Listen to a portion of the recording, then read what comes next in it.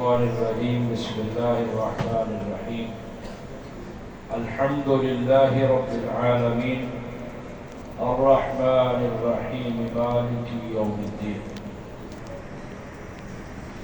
جس طرح قرآن مجید پڑھنا ثواب کا کام ہے، جو بندہ قرآن مجید پڑھتا ہے قرآن مجید قیامت کے دن اس کی سفارش کرے گا۔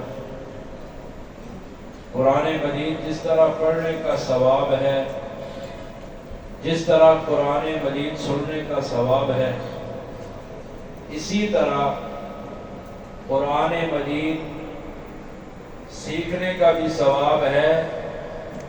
جس طرح قرآن مجید کی تلاوت کرنا اور سننا فرض ہے، اسی طرح قرآن مجید کو سمجھنا بھی فرض ہے، لازم اور ضروری ہے۔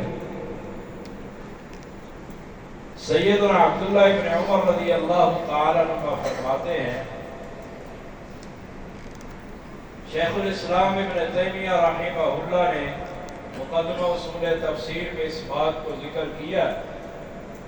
عبداللہ بن عمر فرماتے ہیں رضی اللہ تعالی عنہ کہ ہم نے نبی صلی اللہ علیہ وسلم سے سورۃ البقرہ 10 سال میں یاد کی۔ 10 سال میں سورہ بقرہ یاد کی۔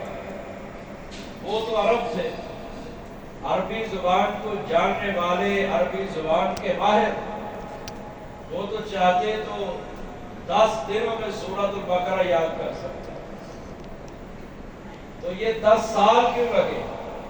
یہ 10 سال لگنے کی وجہ یہ ہے کہ وہ ایک آیت کو پڑھتے تھے، اس پر عمل کرتے تھے، جب مکمل عمل کر لیتے تھے پھر اگلی آیت کو سیکھتے۔ امام سفیان بن سعید الثوری رحمہ اللہ بیان کرتے ہیں کہ میری ماں دھاگا بناتی تھی، سوت کاٹتی تھی۔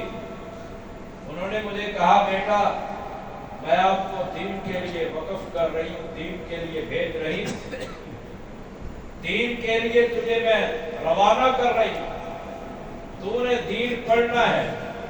کہا جب 10 آیات پڑھ لے، 10 آیات پڑھنے کے بعد ان پر عمل کرنا ہے۔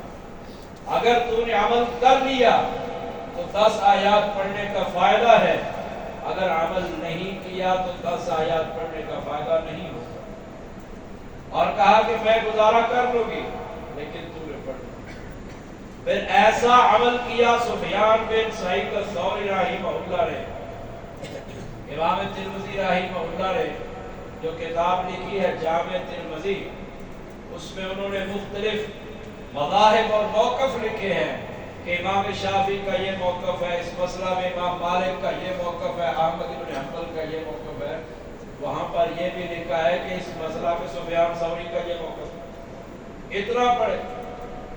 اور کتاب العلل الترمذی میں انہوں نے سب سے پہلا نام ہی سفیان ثوری کا لکھا ہے۔ سفیان بن سعید الثوری کا پہلا نام جامع ترمذی لکھنے والے امام ترمذی لکھ رہے ہیں۔ وجہ کیا ہے؟ انہوں نے قرآن کو پڑھا بھی، قرآن کو سمجھا بھی، قرآن پر عمل بھی۔ تو یہ ہم پر لازم ہے کہ قرآن کو سیکھیں۔